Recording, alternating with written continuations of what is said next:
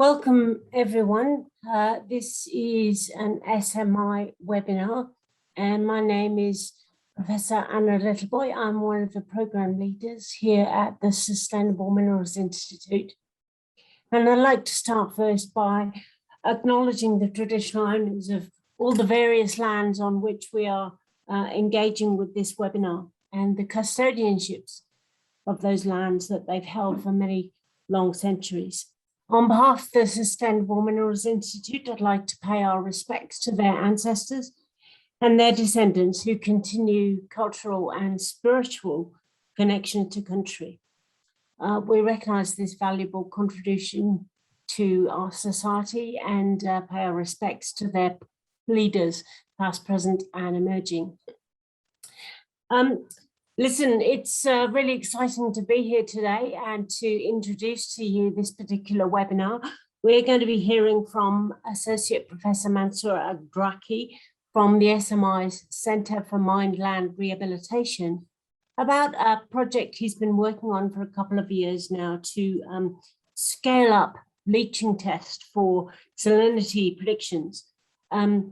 I remember when I was at CSIRO, Mansour was always the person who was spoken of as a person to go to around tailings and geochemistry. And about 3 years ago, when I had first joined UQ, we had a conversation about a gap in knowledge for Australia about moving from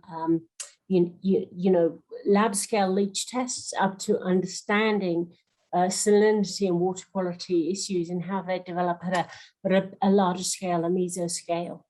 And back then we were talking about the potential of developing a facility at the Pinjarra Hills site to fill this gap in knowledge. Well, that's what Mansour and his team have been doing. They've been developing a process for estimating long-term salinity generation rates from different classes of spoil at a higher scale, at a larger scale than one can achieve in the lab. Very shortly, I'll be passing over to Mansour to begin his presentation on this project. But as ever, I'd just like to remind you of a couple of things. If you have questions for Mansour, please post them on the Q&A and I will moderate or facilitate a Q&A session at the end. We will be winding up at 10 to the hour as promised. Other than that, please enjoy the presentation. So over to you, Mansour.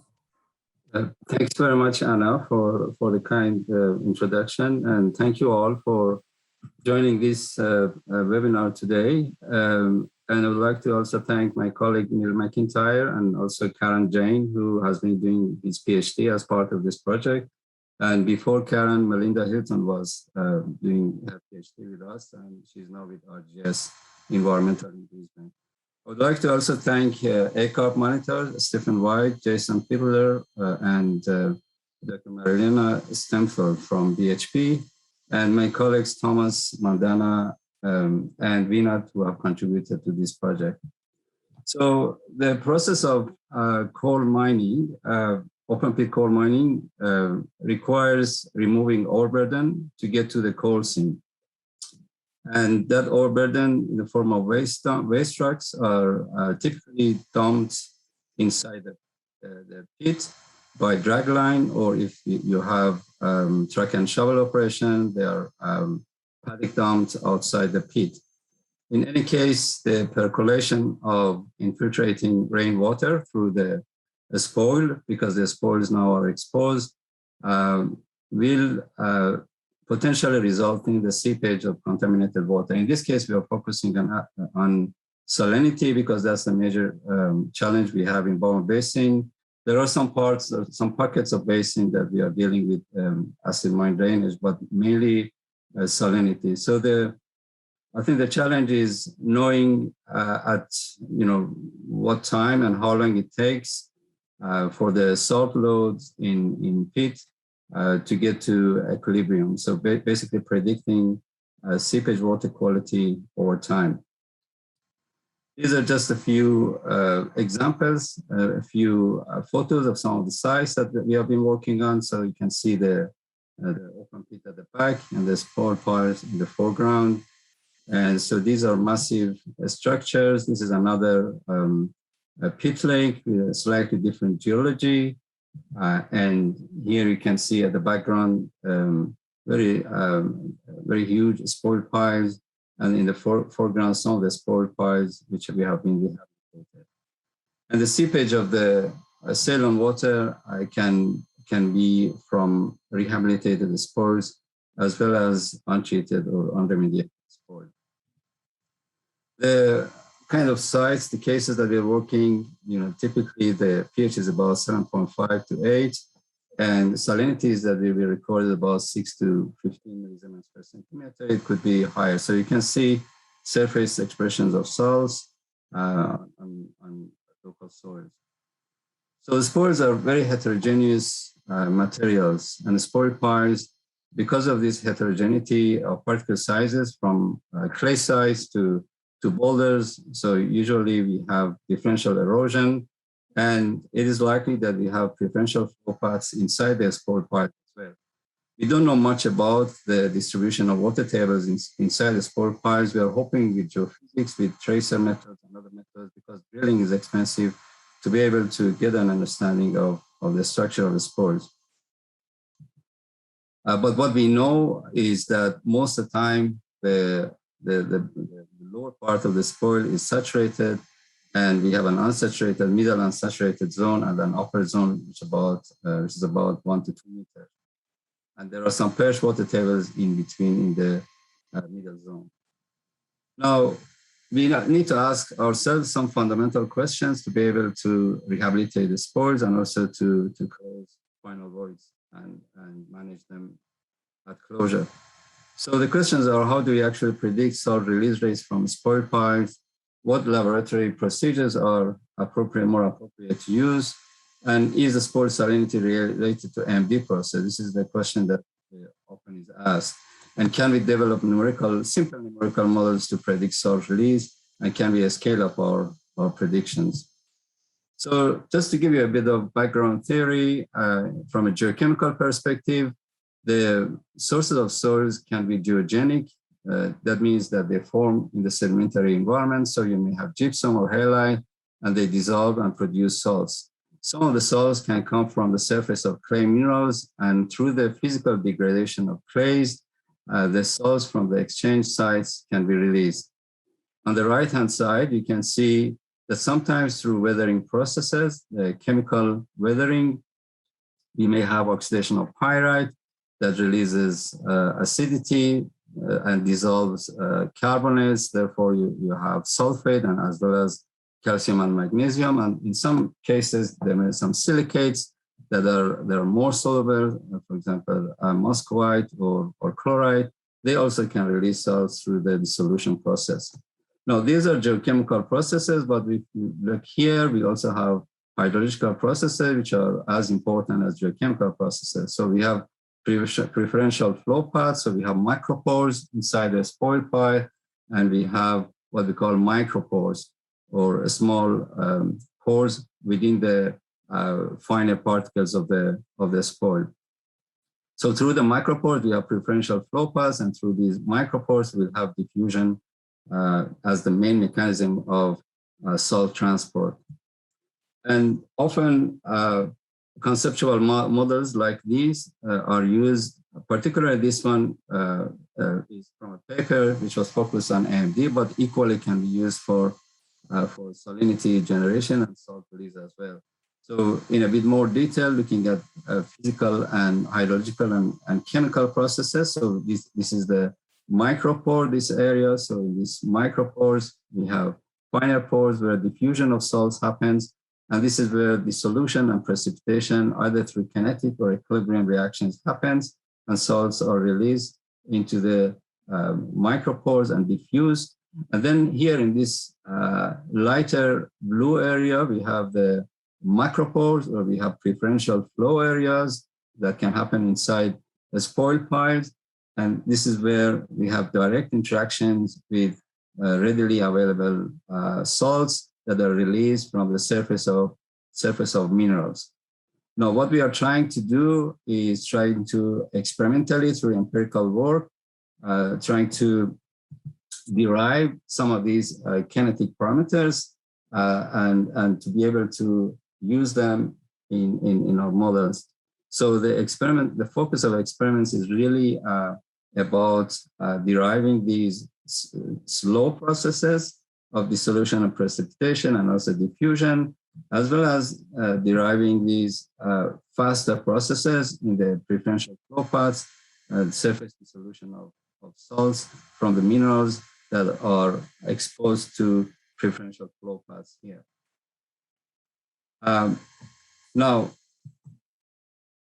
our study focused on Wrangell and German Creek and Morumba coal measures. So these are these three colors of red, green, and blue that you see. These are the dominant hosts for coal seams in Bomb Basin. This is where we focused, and we did a lot of sampling at various mine sites and case studies to characterize the spores and also to do our experimental work.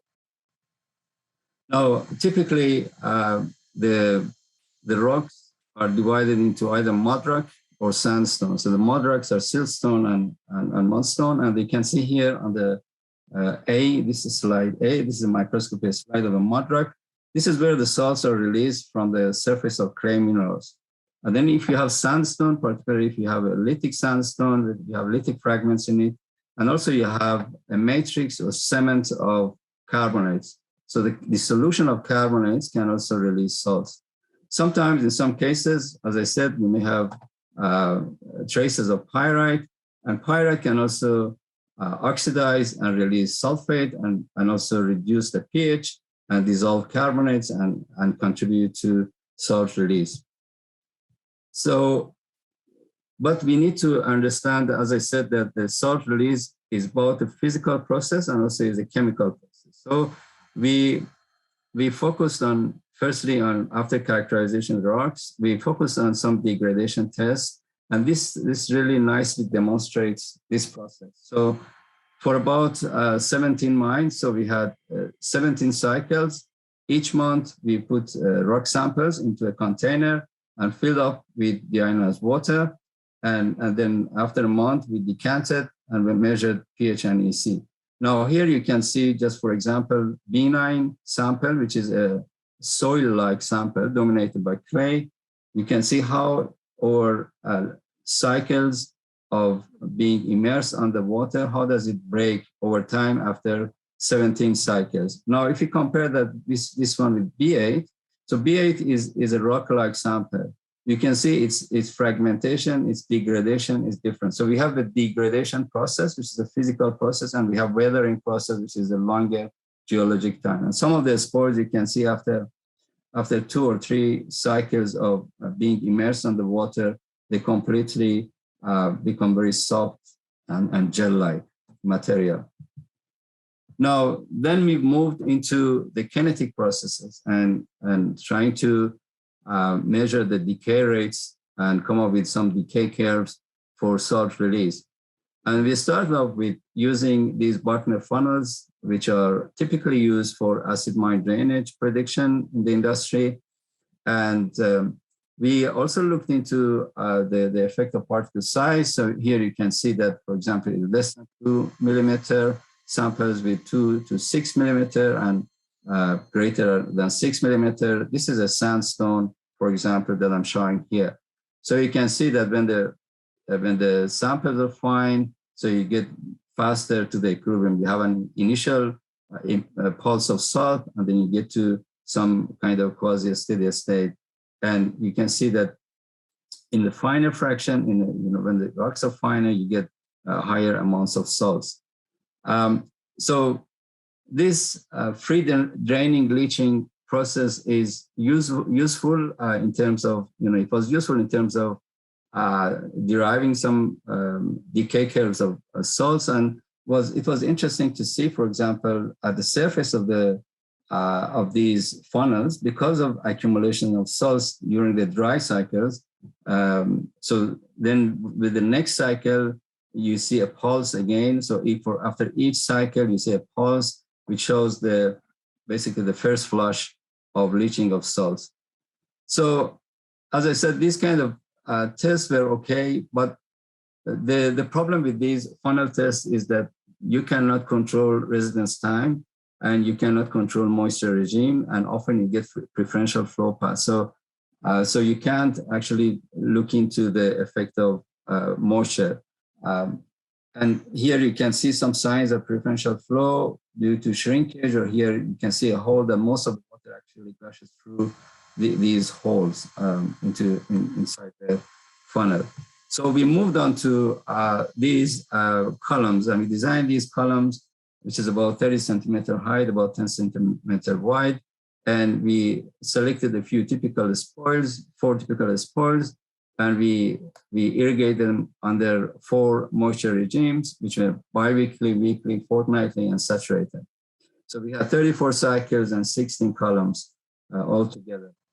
And we also added another extra column, which we leached under saturated condition, but we purged it with nitrogen gas to make sure that it is devoid of oxygen, to see the effect of oxidation of pyrite as a control. Now, the results were consistent with the column test, and you could see that we had the initial pulse. So we had phase 1 typically, and then we had phase 2, which was a transition phase, and they had phase 3, which was basically the quasi-steady state. So when you get to around this, you reach some kind of equilibrium. But the difference that we saw was that in the case of saturated columns, you had a higher level of salt release. So we were able to measure these decay values and quantify the decay of salt release at this stage, and also at this stage, and also at the initial stage for various spoil piles, spoil types. But what we also found that, and was obvious for us, that this process depends on the lithology or mineralogy of spores. In this case, I'm comparing 2 spores, A10 with A2. And here you can see that so we are plotting the leachate chemistry. You can see on a plot of sodium and chloride, on a one-on-one plot, it shows a very good correlation. It means that there is a dissolution of sodium chloride, and also potentially dissolution of gypsum, because you see a good correlation between calcium, magnesium, and sulfate, so basically controlled by the dissolution of gypsum. Whereas in this case, which had some pyrite in it, you see that for the same amount of calcium, you have more sulfate. So it means that sulfate is released due to the oxidation of pyrite. And that that oxidation process brings the pH down. And as a result, you get the dissolution of sodium from minerals like pelagic clays, for example, sodium pelagic clays. So the initial mineralogy is important, but the effect of pyrite is also important. So we thought, okay, why don't we test this? So we test whether it is, what the role of pyrite separately. So we had this sample which had about, I think, 0.1% or a bit less of pyrite. And we wanted to work with a sample which has very small amount of pyrite. So we selected a sample and put it in this column, and the purged nitrogen gas under water-saturated conditions, devoid of oxygen. And you can see here in these dots, that these blue dots here, this is the least amount of sulfate release compared to the other regimes of irrigation or leaching, which had more oxygen involved. Now, but this is not all about AMD, because if you plot the leaches in these ternary diagrams, Parker diagrams, you can see that the location of these clusters of chemistry changes from sample to sample. So it means that the majority of salt is geogenic, but in some cases, if there is pyrite can contribute to the release of salt. So to summarize this column leaching, it shows that the release of salt depends on the pre-dumping state of a spoil, initial mineralogy and geogenic salt content, oxidation of pyrite even at very low concentrations, and the duration of water-rock interaction. Most spores release saline leaches early and reach the quasi-steady state at 12 to 10 10 to 12 cycles with no significant change to the end of the experiment at 34 cycles. So it means that these column tests, we can actually use them within 2 or 3 months to get some results in terms of characterization and prediction of salinity. But what's important is to understand that EC and mineralogy and total salt content cannot be just used as proxies. They need to be combined with column leaching tests. Then we said, okay, we have done this in the column and we know that we have a procedure, we need to scale up. So, so we went to the mine sites and we asked our friends, we said that we give you these clean IBC tanks, which can contain about 1 to 1.5 ton of spoil. And we asked them to fill them up and send us back to Pinjarra Hills in Brisbane. And then we made these rainfall simulators. We use special nozzles. We actually spent a bit of time to find out what's the best type of nozzle that would simulate correctly the rain and with good distribution over the surface of the spoil. And when we started to leaching the spoil, some of them we leached in the same irrigation regime as columns. Some of them we used the rainfall simulator. We just wanted to see the effect of hydrology of the system and scale up. So we were trying to mimic what is the current understanding based on the Simmons model of the spoil part, that we have the saturated zone at the bottom, and then we have the unsaturated zone. And then that is sometimes we have these water tables, and then we have the near surface area that interacts with atmosphere. We're trying to mimic or simulate these conditions. Now, I'm just trying to use some of these results.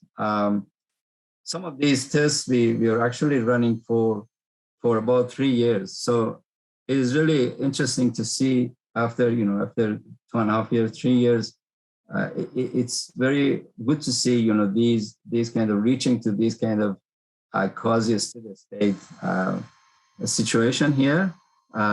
We haven't done this before. This is the first time we did this, and so when we had this. And we ran it actually for different types of spoil, rock-like spoil, soil-like spoil, and we selected the ones, some of which we had also done for the columns to be able to compare a scale. What we found that if we use the same wet-dry cycles that we use for columns, we see similar patterns that we saw also in the columns, whether it's soil-like or whether it's rock-like. But when we use the rainfall simulator, in the case of rock-like spoils, in this case, for example, E1 or B7, you can see that the trend is still consistent. It's similar to what we saw in the column experiment. So when I say wet-dry, before, when I talking about wet dry, it was about adding the water, let it drain, similar to the columns. But when we use the rainfall simulator, we distribute the rain and let it percolate through the column, through the IBC, basically. So we are looking at the effect of hydrology. So for the rock-like one, it was okay. It was actually similar to what we had in the columns. But with soil-like, we started to see some differences because of the effect of hydrology and the texture and the details of how the water flows through the system. So in this case, for example, this D1 that you see, this is spoil here. You see that there were some cycles and some of the salinity started to increase actually by leaching. And the C1 again. So that's C1, this is how it looks like. And you can see the salinity trend was different from what we saw in columns. Now, because we had moisture sensors in these two columns, we had moisture sensors, and we had some sensors near the surface, about 5 centimeters, and some sensors at about 70 centimeters, we're continuously monitoring moisture and EC.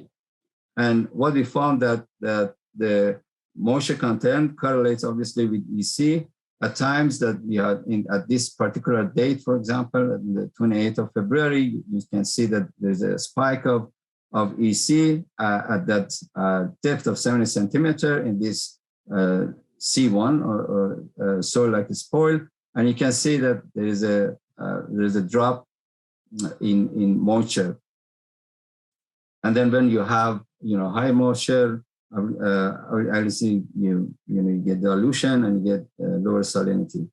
So this effect was not very apparent in the other sample, which was a rock-like sample. So again, this is an indication that columns, to some extent, you can use them, but it really depends on the spore type. When you have dealing with this kind of spore, then you need to look carefully. You need to scale up. You need to be able to simulate the hydrology, understand that hydrological processes are also involved in salt release. So the scale of leaching showed that mesocosms release salts at lower rates, which are more similar to those of real spore piles. So that was what we expected, because the columns are usually harsher. You do harsher leaching when you're using column compared to mesocosm, and also when you go to field, the rates will be lower, the amounts will be lower. Under wet, dry, or saturated leaching conditions, similar to columns, samples lost a greater amount of salt, particularly in the initial leaching cycles.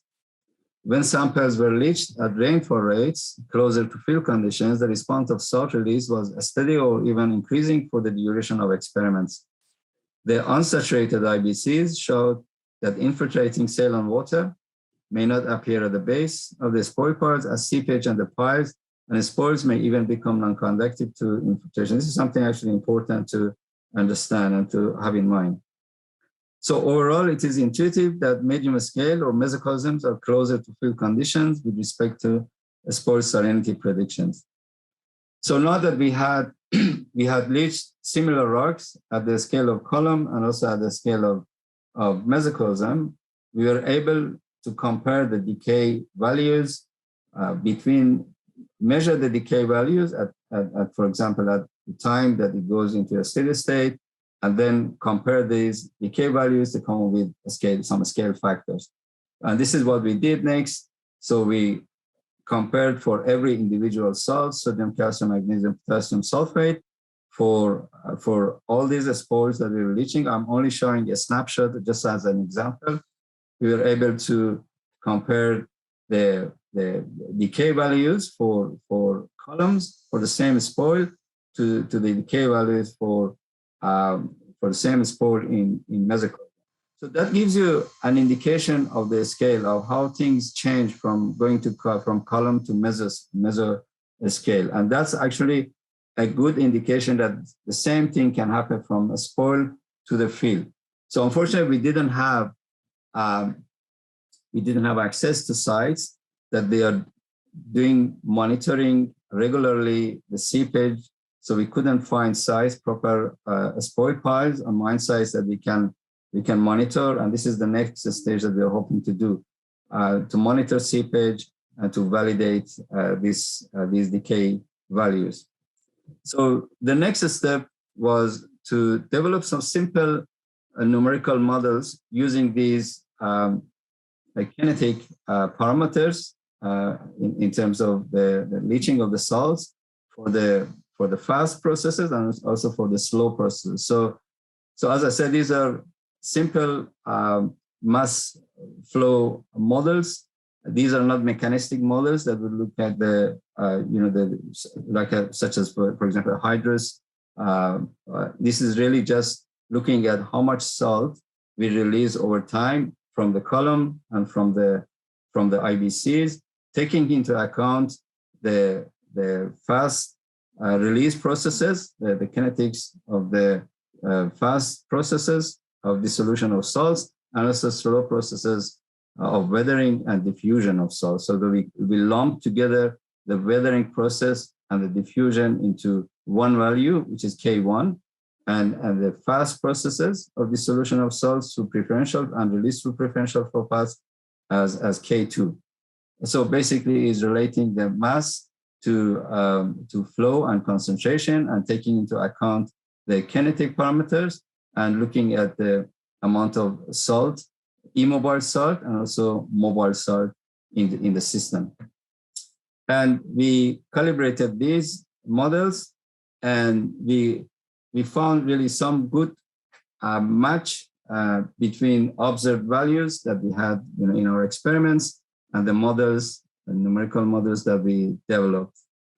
And we also used some rainfall data, and my colleague Neil also extrapolated this, although there is some, because we haven't validated these models on a spoil pile on a larger scale, there is some uncertainty, but with the limitation of that uncertainty, there is some predictive capacity also to be able to extrapolate that into the field. But as I said, the next thing we want to do, we were hoping to get into the field and validate these models by monitoring real size spoil pile. So what are the practical implications of this study? So we found that the salt decay parameters that we drive, the K values, which express leaching rates in units of kilogram per kilogram per meter, are potentially more transferable to real spoil dumps.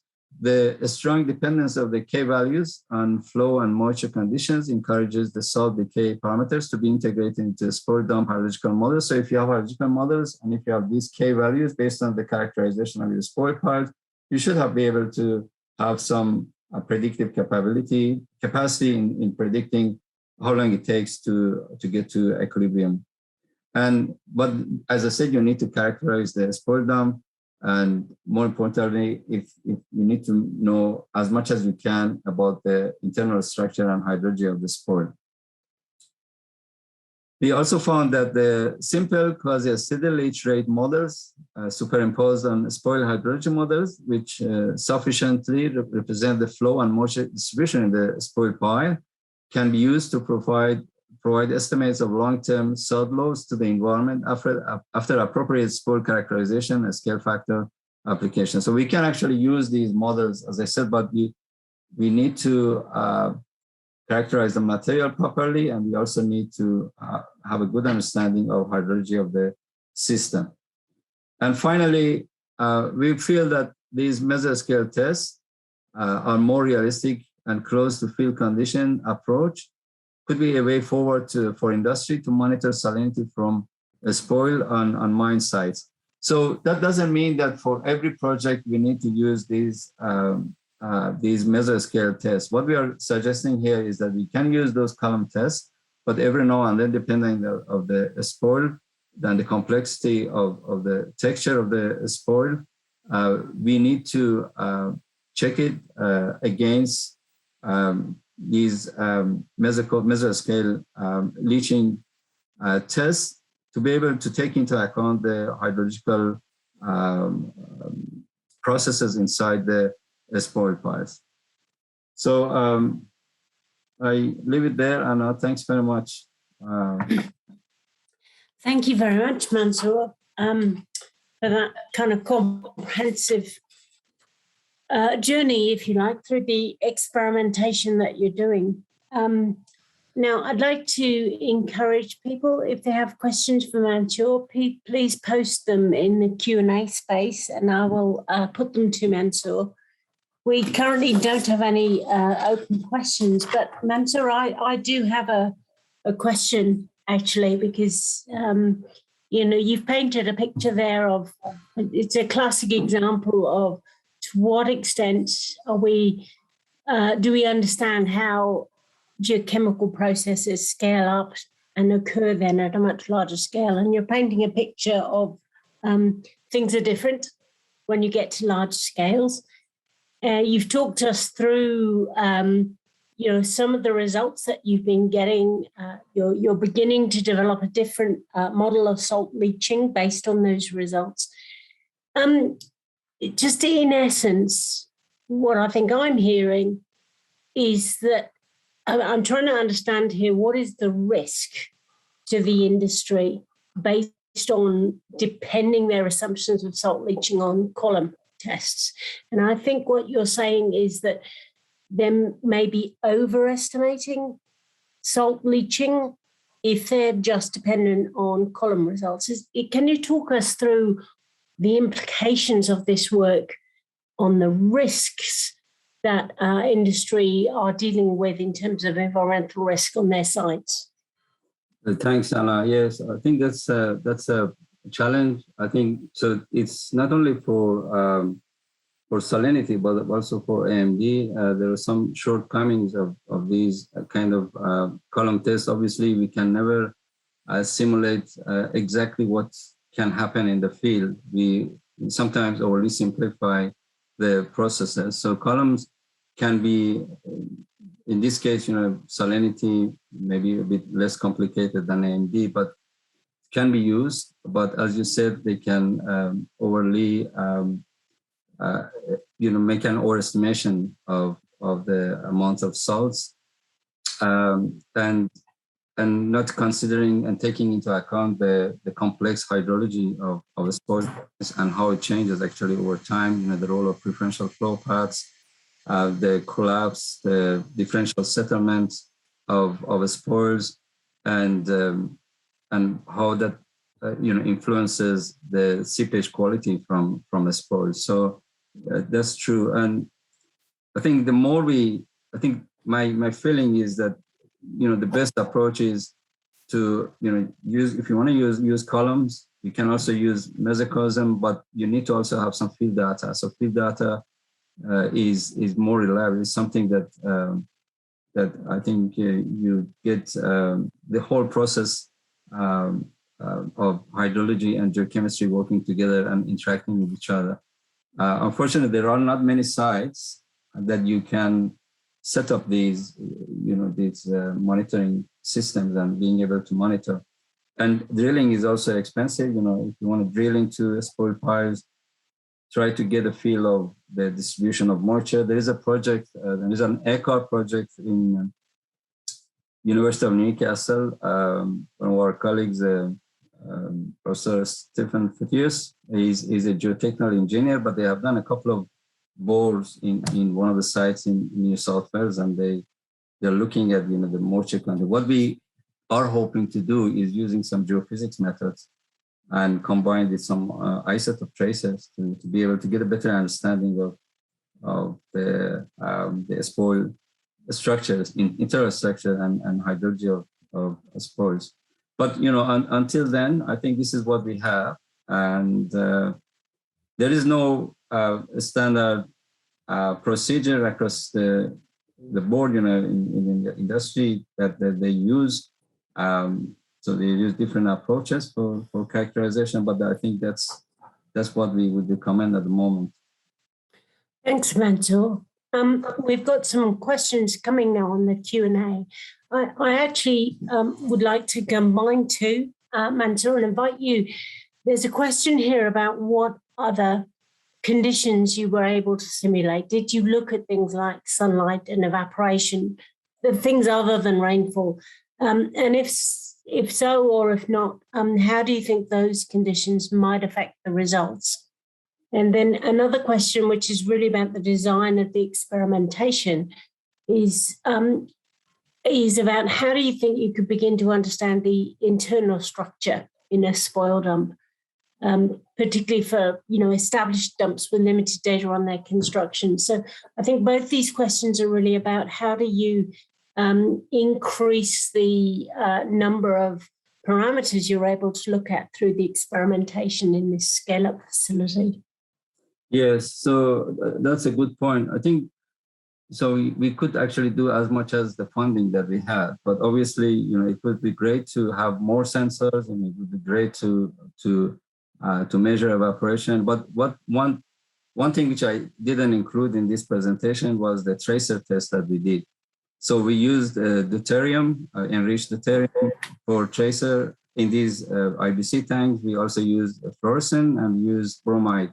So we did three types of tracer tests. We were looking at identifying preferential flow paths, looking at how for example, racolite spores how fast they leach, looking at the travel times of water through the system.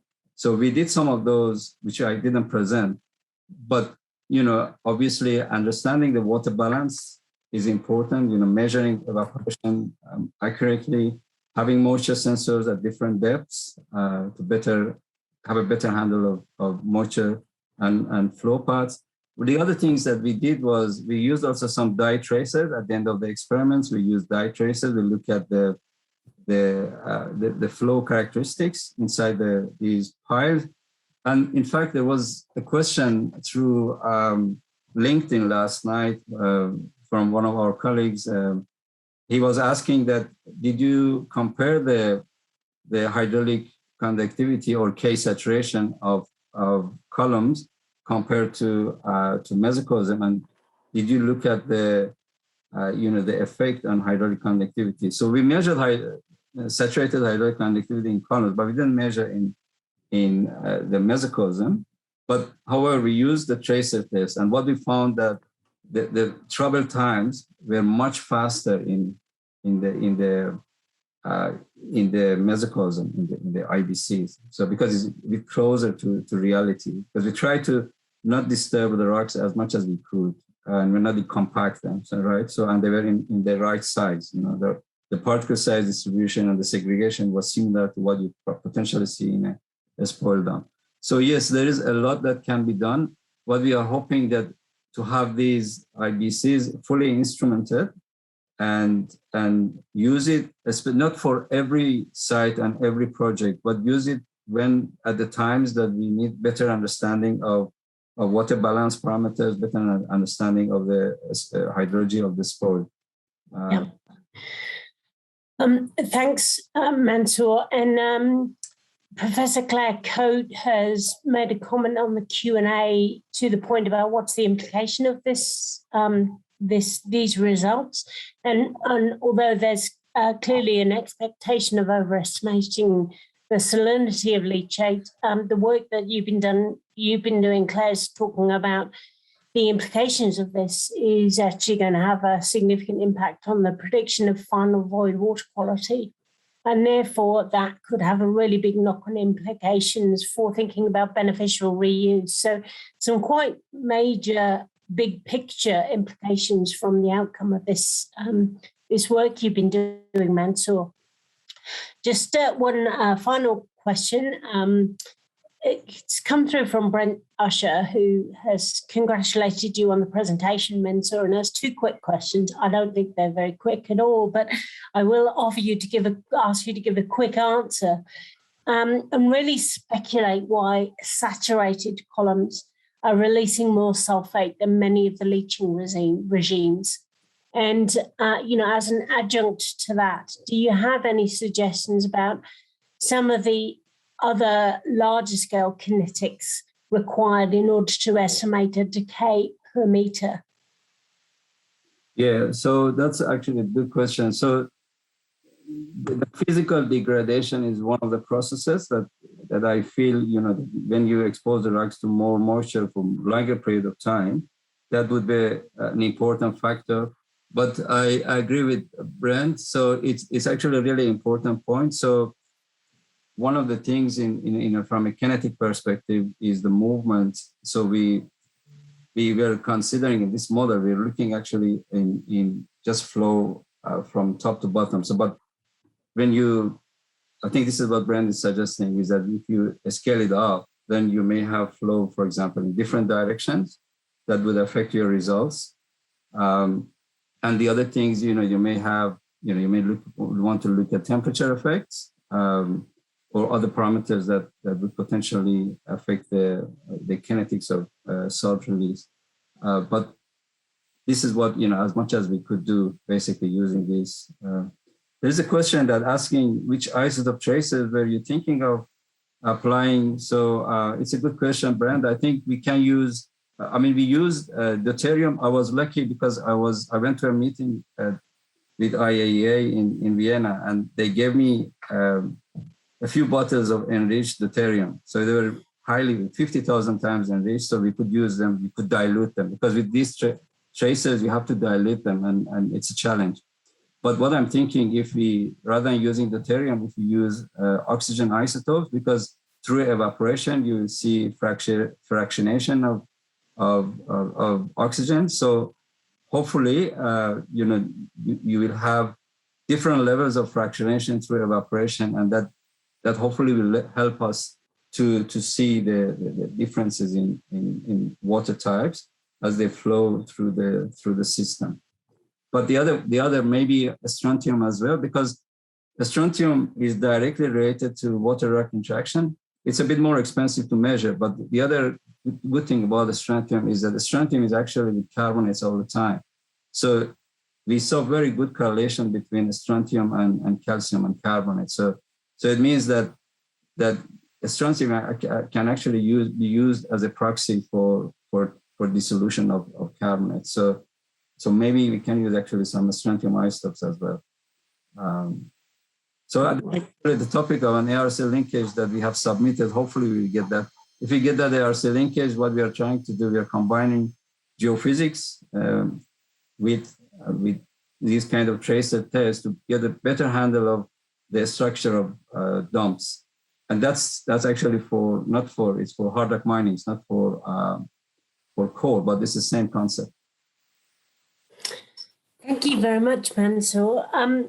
I'm going to, we're nearly knocking on 10 to 10 here in Brisbane now. So I'm going to close up the conversation now, but I really would like to say thank you very much, Mansour, for a great presentation where you're looking at some fundamental scientific principles of scale up, which potentially have big implications for the industry in terms of handling the risks of leaching and salt development. So, and we wish you all the best with the ARC linkage, because clearly this is something that does need a little bit further investigation.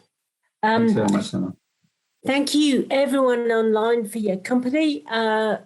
Please check out our website for the details of the next seminar, which will be in November, the November webinar. And you can find the details, or you will be able to find the details on smi.uq.edu.au. Thank you very much, everyone, for your time. And thank you very much, Mansour. Thank you, Anna.